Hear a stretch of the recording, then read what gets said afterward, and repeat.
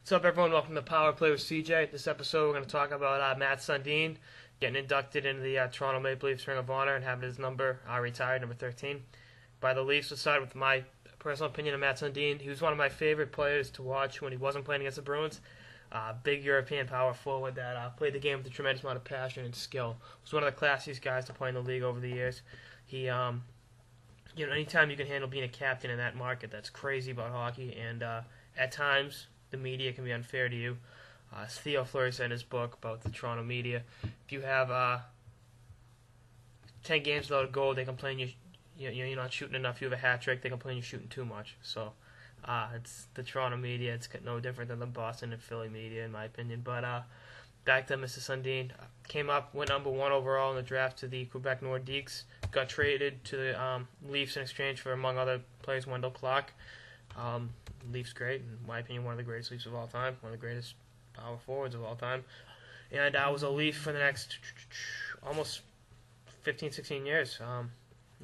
He got traded in 94, and was 14 years, excuse me, and left Toronto in 08. Played with Vancouver in 08, 09 for 41 games. Had 28 points. It's kind of, he didn't have it anymore. He had 8 points in 8 playoff games for Vancouver, but you could tell he wasn't the player he'd been only a few years before that. And he played with Kessler, and to me, that was a pretty good line, but he wasn't the dominant player that I was used to seeing all those years with the Leafs. And he is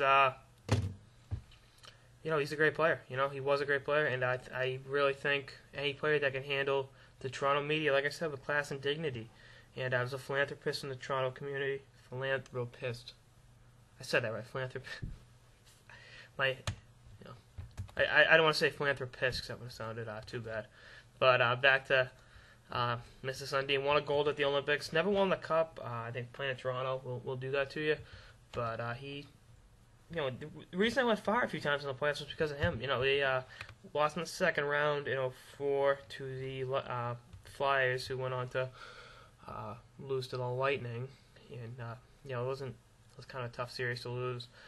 Jeremy Roenick had the huge goal to win it. Another player that got his number retired by his franchise, the Coyotes, in the same night last night, obviously. And I just can sit here and talk all day about his numbers. 564 goals, 785 assists, 1,349 points in 1,346 games. But I don't think numbers do him justice. He's one of those players that you had to really watch play to understand his sacrifices.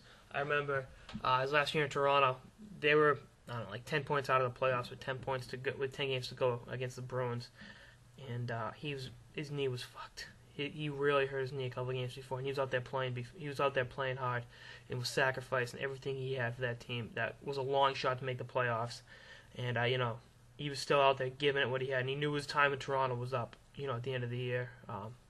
But he never quit. Guys like that he'd been through Toronto through good times and bad, never got a cup out of it. And that's I think he's one of the best players never to win the cup. I'd say him and Cam Neely are the two best players who never won the Stanley Cup. But like I said, to watch him play was a real honor. He played with tremendous class, and I wish him nothing but the best in retirement. So that's it for this episode of the Power Play with CJ on Matt Sundin's number retirement. Stay tuned for more episodes throughout the season, and best of luck to you in retirement, Mr. Sundin. Later, guys.